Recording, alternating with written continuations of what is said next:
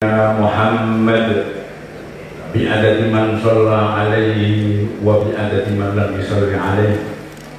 Allahumma salli wa sallim wa barik ala sayyidina Muhammad kama amartana bis salati alaihi wa kama tuhibbu an yusalla alaihi wa ala alihi wa ashabihi wa man tabi'ahu bi ihsan ila yaumil qiyamah. Amma ba'd.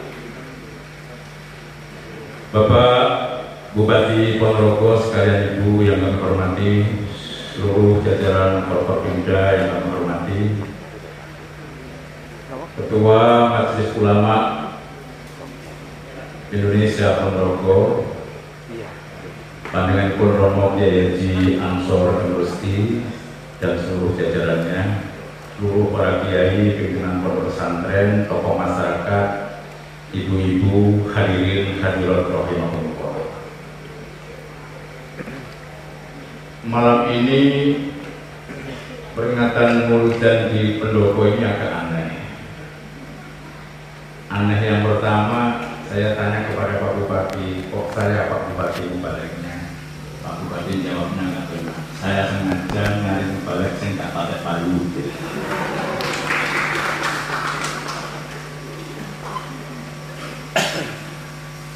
Batin kulo ora payu ora apa tapi amplope padha karo sing payu.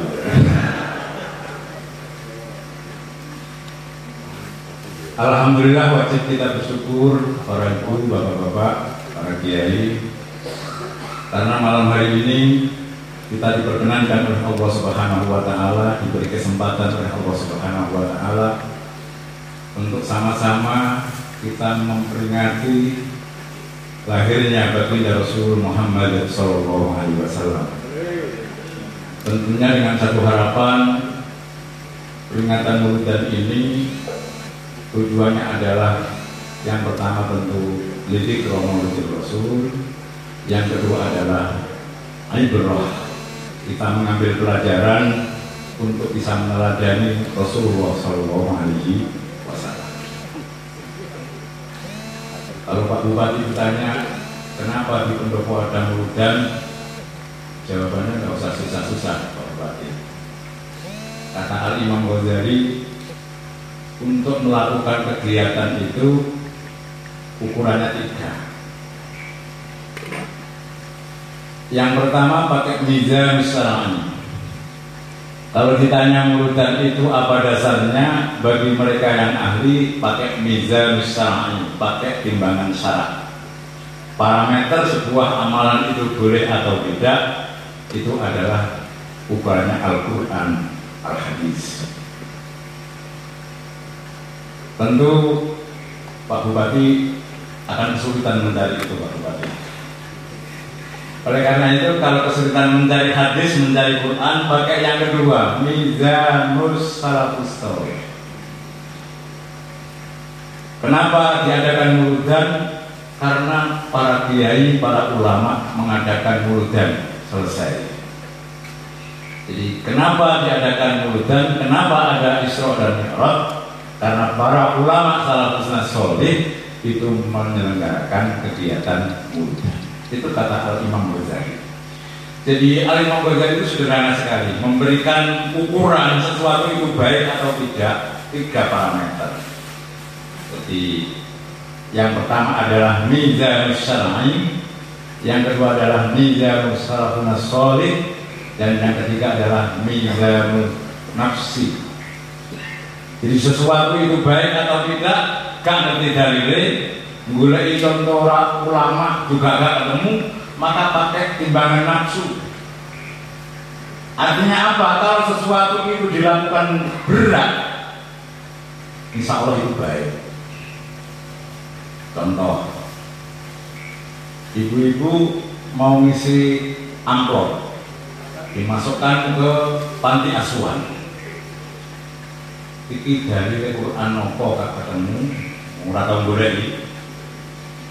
Dari hadis opo yo gak ngerti, langsung aja pakai timbangan nafsu. Kalau sesuatu itu dilakukan berat itu baik, tetapi kalau sesuatu itu dilakukan kok ringan, maka itu dicurigai tidak baik. Jenengan ngisi amtaleng itu 100.000 sama ngisi kaleng 5.000 berat mana? Bu. Jenengan sodakoh 100.000 sama sodakoh 5.000 berat mana? 5.000. Berat 5.000. Itu besok harus periksa. Receh kok. Jadi sederhana sekali Imam Ghazali memberikan contoh. Maka dalam konteks mizan yang kedua, para ulama salafus saleh menyelenggarakan peringatan Mauludan ini, maka itu menjadi penting bagi kita. Jangankan kita, adalah Sayyidina Umar bin Khattab. Umar bin Khattab itu ketika wafat, Sayyidina Ali kalau mau wajah itu penasaran.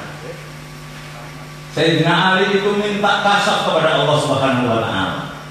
Umar yang garang, Umar yang tegas, Umar yang sering bentak orang itu, kira-kira di hadapan malaikat mungkar dan nakir seperti apa? Akhirnya Sayyidina Ali minta mukasafah kepada Allah Subhanahu wa Ta'ala, ingin tahu bagaimana Sayyidina Umar diinterogasi oleh malaikat mungkar dan nakir. Ringkas cerita, malaikat mungkar dan nakir ini ketika Sayyidina Umar dikemudikan, Sayyidina Ali mungkin agak batin rasa nopo kemarin talah seperti itu dekat pura kejadian di mungkar dan nakir.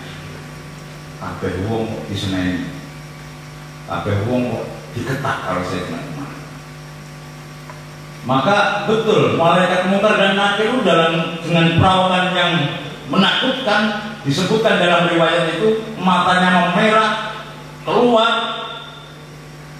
Pada saat yang bersamaan Sayyidina Umar mengatakan, "Hei, mungkar nakir, kowe gak ngerti karo sapa? Aku iki koncone kekasih Allah Subhanahu wa Ta'ala." Jadi yang diandalkan Sayyidina Umar bukan amalannya Sayyidina Umar, tapi aku iki koncone kekasih Allah Subhanahu wa Ta'ala.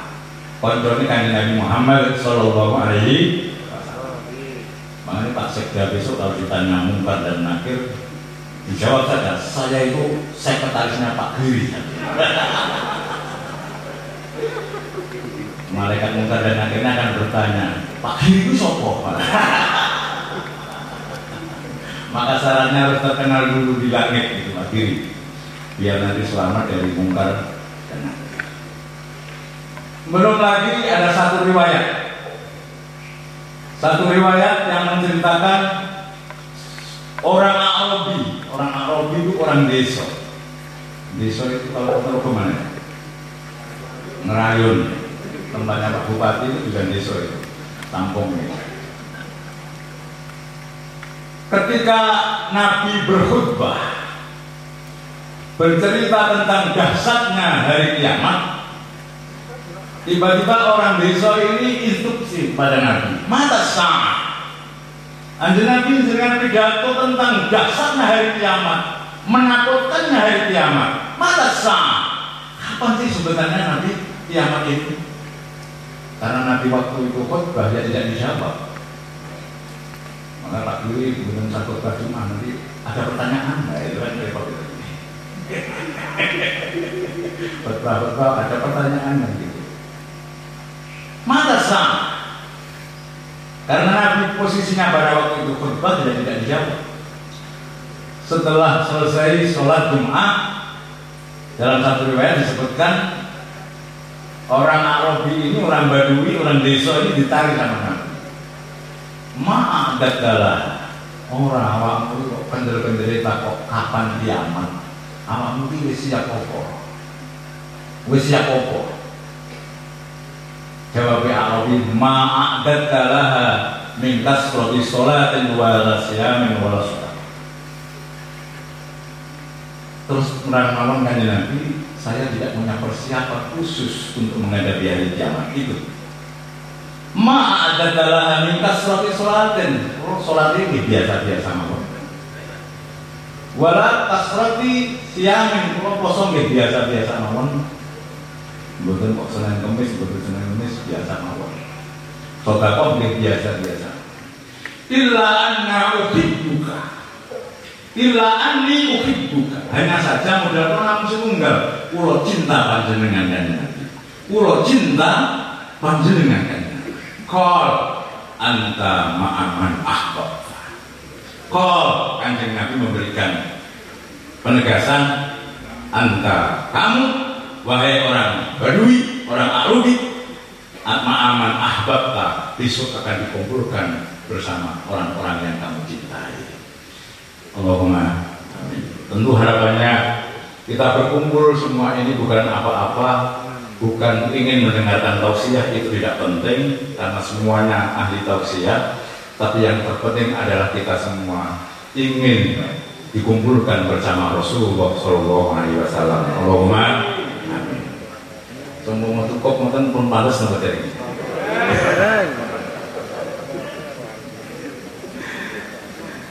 Hadirin hadirat rahimakumullah. Yang terakhir, tapi yang terakhir ini panjang.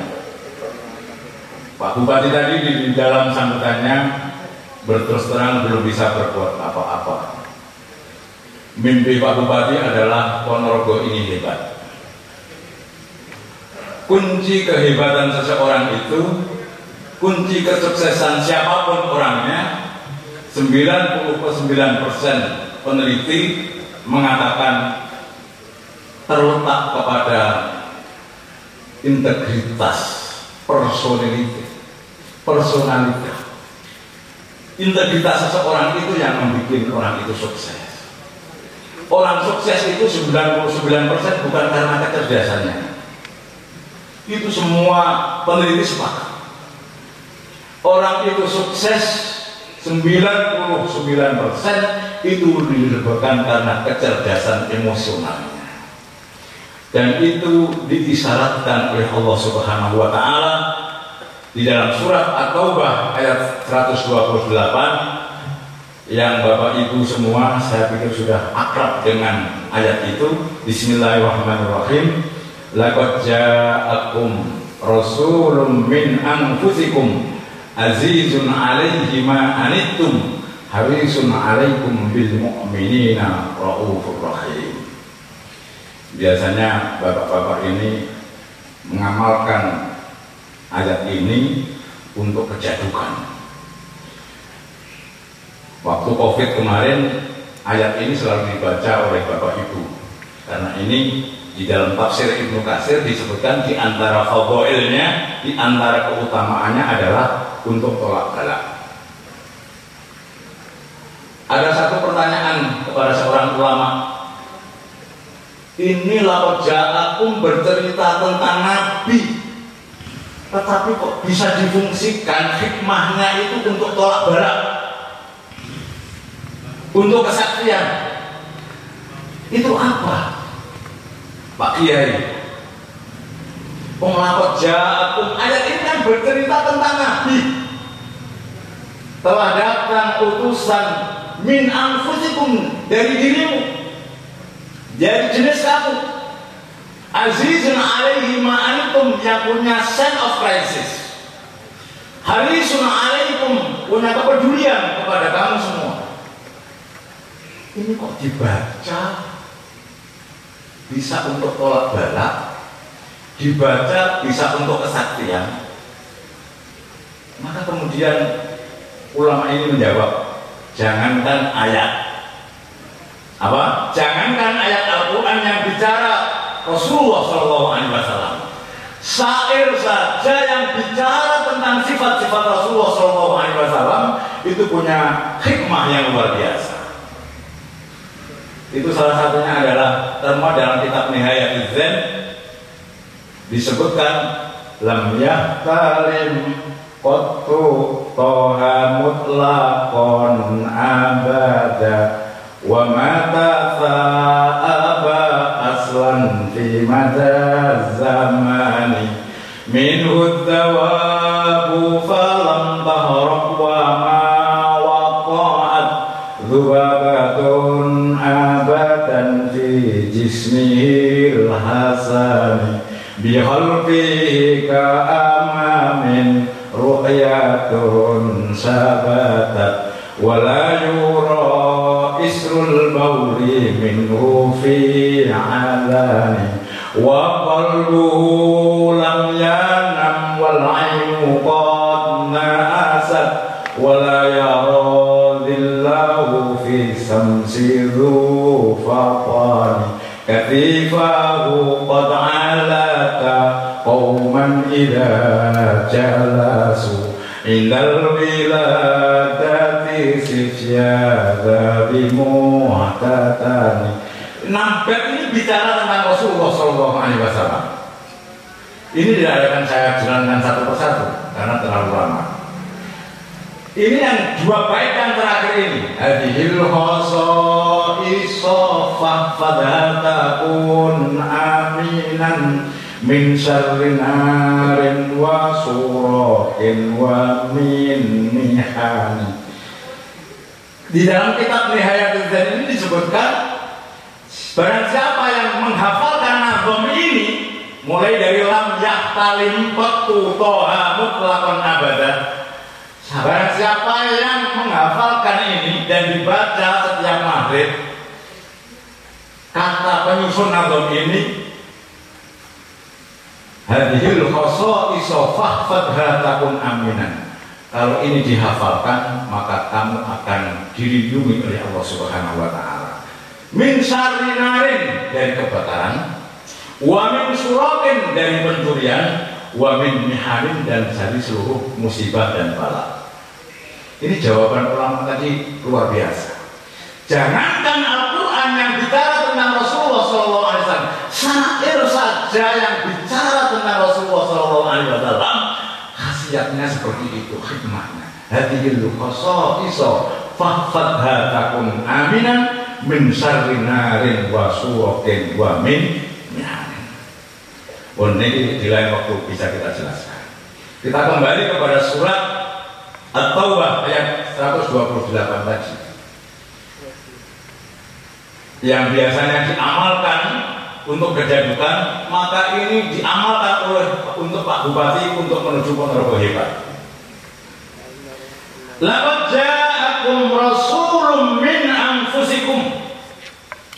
Yang pertama Allah menegaskan bahwa kehadiran Rasulullah SAW sebagai utusan itu min anfusikum, bukan dari golongan manusia, bukan dari golongan malaikat, bukan dari makhluk masuk ruang angkasa. Penjelasan itu bisa ditemukan di dalam tafsir Al-Kabir karya Syekh Fakhruddin Ar-Razi Mafatihul Ghaib. Jadi ketika menafsirkan min anfusikum itu artinya kesuksesan Rasulullah itu karena Rasulullah sendiri itu diutus kepada orang yang sebangsa dengan Rasul. Artinya apa? Nabi Muhammad itu podo-podo menungsone. Jadi kanjeng Nabi itu manusia, awake dhewe yang manusia. Karena bagaimana mungkin logis Rasulullah itu sebagai figur, sebagai contoh untuk bisa dicontoh, maka Rasulullah harus seperti manusia, podo, frekuensinya sama, modelnya sama. Jadi Rasulullah itu manusia, kita juga manusia. Ini akan berbeda ceritanya kalau Rasulullah itu bukan manusia, malaikat misalnya. Maka kalau awal itu nggak bisa dipaksa untuk meniru malaikat. Wong kita itu berbeda dengan malaikat. Jadi kunci keberhasilan Rasulullah karena Rasulullah itu minna dari kalangan manusia itu sendiri. Nopo saged mau iki dadakno klambi sing apik. Aku pengen klambi sing paling terkini, model terbaik. Kemudian dikasih contoh celana, nyambung apa mboten? Tidak nyambung. Pun juga demikian, kita ini dituntut oleh Allah untuk menjadi orang yang baik, maka butuh model, butuh contoh. Contohnya siapa? Ya dari kalangan manusia. Siapa? Rasulullah Shallallahu Alaihi Wasallam. Laqad ja'akum rasulun min anfusikum. Dalam tafsir Al-Misbah, Profesor Dr. Qulai Shihab mengatakan min anfusikum itu artinya Rasulullah Shallallahu Alaihi Wasallam itu adalah sosok pemimpin yang dekat dengan rakyatnya. Min anfusikum, artinya Rasulullah itu tidak pernah mengambil jarak dengan rakyat yang dipimpinnya. Oleh karena itu banyak hadis yang bercerita bagaimana Rasulullah Shallallahu Alaihi Wasallam itu bisa menjauh bahasa kita itu campuran dengan para sahabat-sahabatnya, para murid-muridnya. Dalam riwayat-riwayat disebutkan bagaimana sahabat Nabi yang rajin sholat berjamaah ketika tidak ada karena sakit, Rasulullah datang mengunjunginya. Itu makna min anfusikum. Artinya Rasulullah itu sosok pemimpin yang dekat dengan yang dipimpin. Rasulullah itu pemimpin yang merakyat, pemimpin yang dekat dengan masyarakatnya. Dan yang ketiga makna min anfusikum, mengapa ditonjolkan min anfusikum? Ini dikupas oleh para mufassir karena kehadiran Rasulullah Shallallahu Alaihi Wasallam itu untuk menepis anggapan kelompok-kelompok yang menuhankan Nabi sebelumnya yang dianggap lewat baik kemudian dianggap sebagai Nabi, sebagai Tuhan. Maka ditepis oleh Al-Quran surat At-Taubah ayat 128, laqad ja'akum rasulun min anfusikum. Nabi Muhammad itu manusia, bukan Tuhan. Itu yang pertama.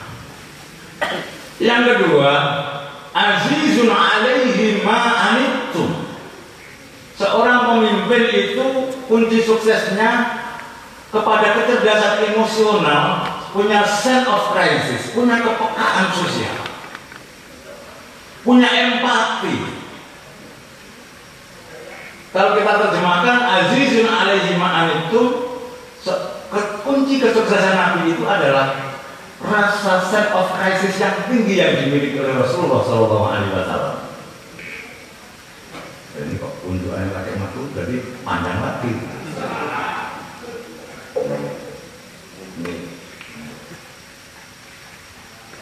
Ini harus habisin. Azizun alaihi ma anittum. Itu kalau kita biasanya diterjemahkan oleh Sampurna Mil itu dulu beberapa waktu yang lalu diterjemahkan Sampurna Mil. Azizun alaihi ma anittum itu adalah senang melihat orang lain senang dan susah melihat orang lain susah. Kebanyakan kita akan terbalik. Susah melihat orang lain senang dan senang melihat orang lain susah. Mungkin apa enggak? Dan banyak sampai api-api. Jadi azizun alaihi ma anittum itu set of crisis, empati. Jadi kalau melihat orang lain susah, kita susah. Melihat masyarakat susah, kita prihatin. Melihat masyarakat gembira, kita pun juga ikut gembira. Dan itu yang dicontohkan Rasulullah Shallallahu Alaihi Wasallam. Mengapa sholat dari 50 menjadi 5 waktu itu juga azizun alaihi ma anittum. Karena Nabi setelah bermusyawarah dengan para nabi-nabi sebelumnya, nggak mungkin umatmu kanjeng Nabi apa neh wong Ponorogo sedina salat ping 50 ora mungkin. Pengerimo wae subuhe gandeng duha, ngasare gandeng karo maghrib, usul fardhu sarek kan, kok nyampe ping 50, nggak mungkin itu. Karena merasa belas kasihan kepada umatnya, usulan Nabi Musa diterima, minta keringanan, akhirnya tinggal 5 waktu. Azizun alaihi ma anittum. Contoh yang lain, mengapa sholat tarawih itu sunnah? Itu karena Nabi Muhammad SAW melaksanakannya tidak secara istiqomah di bulan Ramadan. Artinya Nabi tidak selalu keluar ke masjid untuk melaksanakan sholat tarawih. Karena apa? Khasyata ayyujalah khawatir kalau kemudian sholat tarawih itu diwajibkan kepada umatnya. Maka Rasulullah tidak setiap malam pergi ke masjid untuk melaksanakan sholat azizun ma'alaihi ma'alaihi. Dan masih banyak lagi contohnya. Kesuksesan seorang pemimpin dimanapun, pemimpin rumah tangga, pemimpin dimanapun, Bapak Ibu, kullukum ra'in, semuanya pemimpin.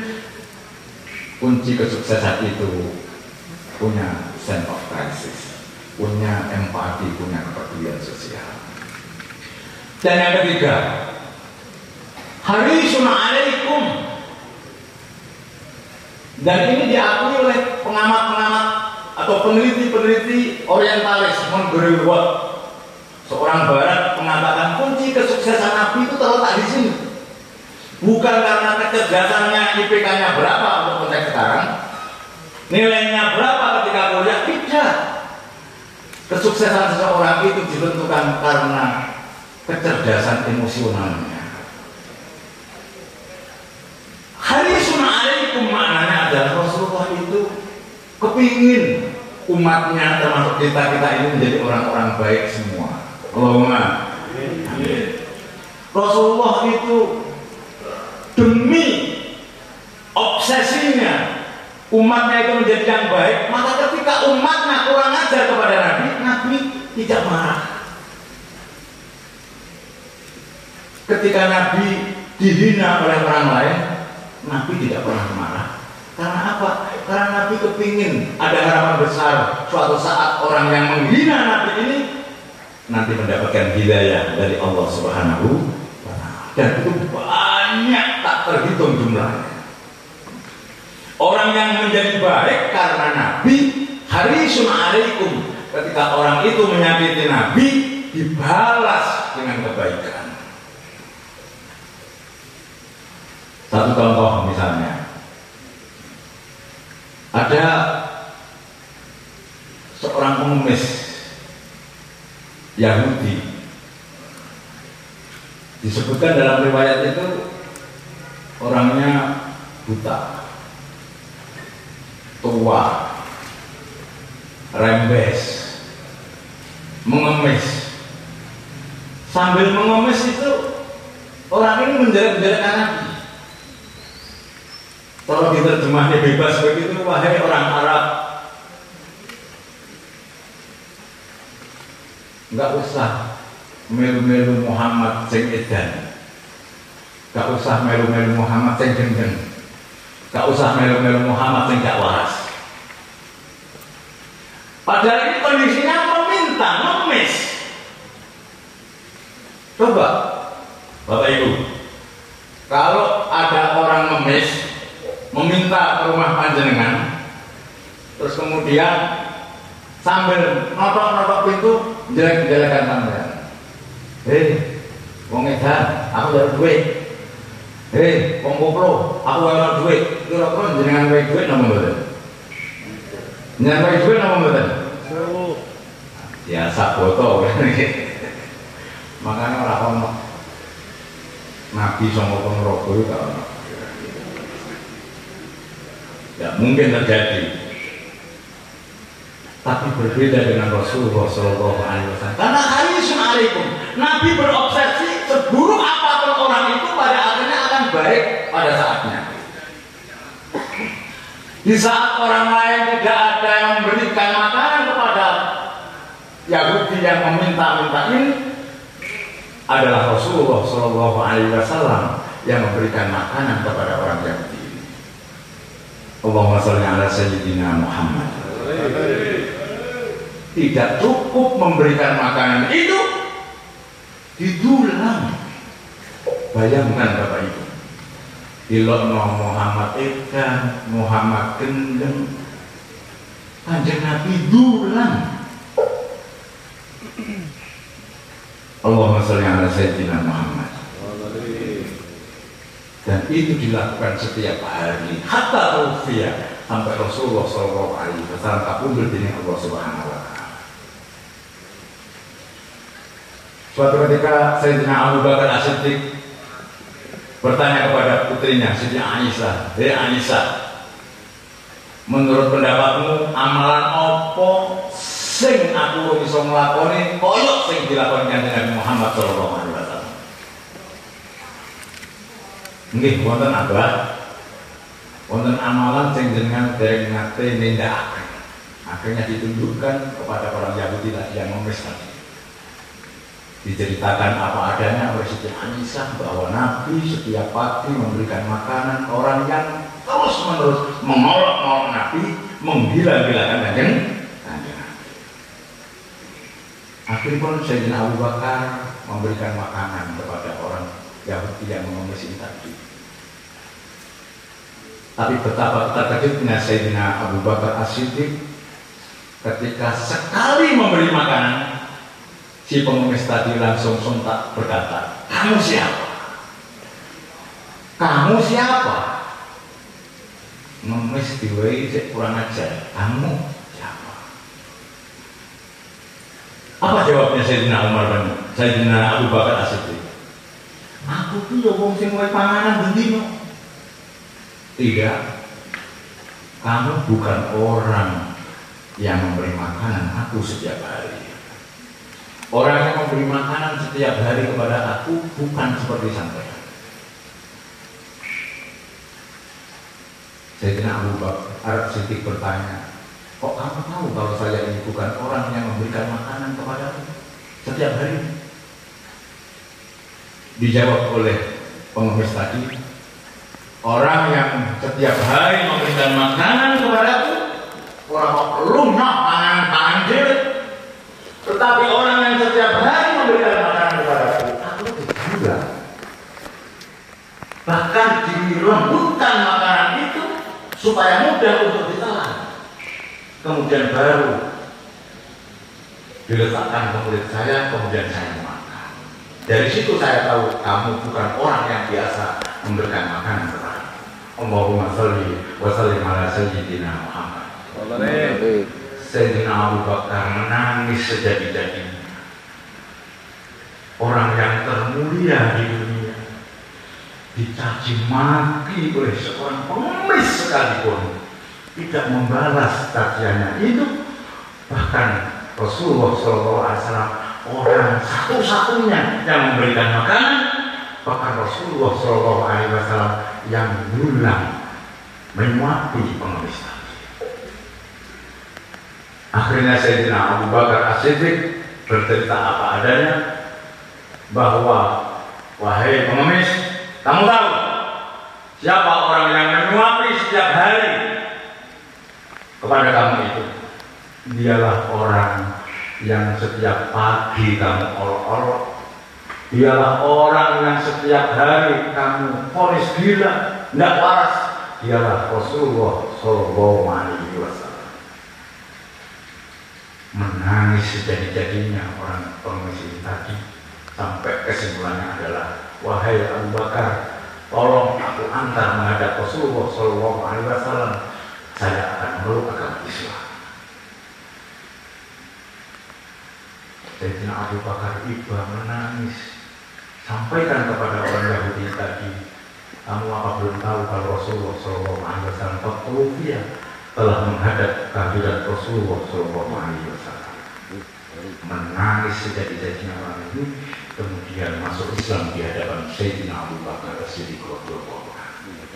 Harisun alaikum. Kita barangkali masih jauh dari mentalitas seperti ini. Semoga kita bisa meniru mentalitas seperti ini. Memberi kepada orang yang tidak pernah memberi kepada kita. Mendoakan kepada orang yang tidak pernah mendoakan kepada kita. Memaafkan orang yang senantiasa mendolimi kepada kita. Menyapa, bersilaturahmi dengan orang yang tidak pernah bersilaturahmi dengan kita. Allahumma salli wa sallim wa barik ala sayyidina Muhammad. Azizun alaihi ma anittum wa bil mu'minina raufur rahim. Saya pikir itu Bapak Ibu inti dari multan ini. Mari kita semua bisa meneladani Rasulullah SAW, Pak Bupati dan seluruh staf dan seluruh semuanya saja. Semua kita ini adalah pemimpin, maka untuk menjadi pemimpin yang hebat di rumah tangga, hebat di masyarakat, maka meneladani laqad ja'akum rasulun min anfusikum azizun 'alaihi ma anittum. Sudah sebabnya laqad ja'akum bukan menjadi ilmu kejadukan, tetapi laqad ja'akum ini diimplementasikan dalam bentuk amaliyah zahir di tengah-tengah masyarakat. Insya Allah kita semua akan menjadi orang-orang yang hebat, orang-orang yang dekat dengan Rasulullah SAW. Dan mari kita akhiri bersama Mauludan ini dengan sama-sama kita serakalan, kita membaca sholawat kepada Nabi Muhammad SAW. Semoga beliau hadir menyaksikan kita bersama. Allahumma amin. Allahumma shalli wa sallim wa barik alaihi. Ya Nabi salam alaika,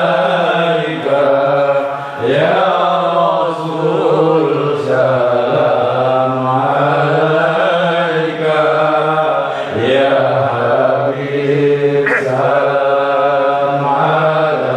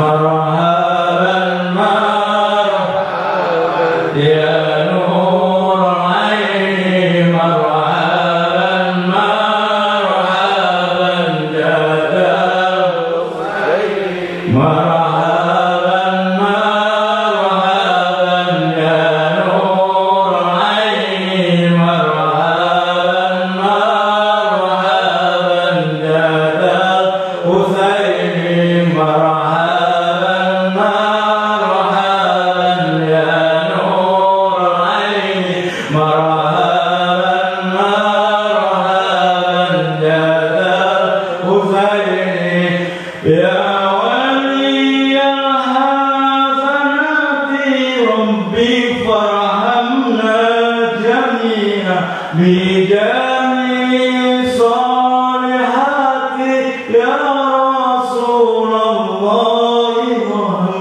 marhaban ya nur aini marhaban jadal Husaini marhaban ahlan wa sahlan marhaban jadal Husaini al-Fatihah. Alhamdulillah.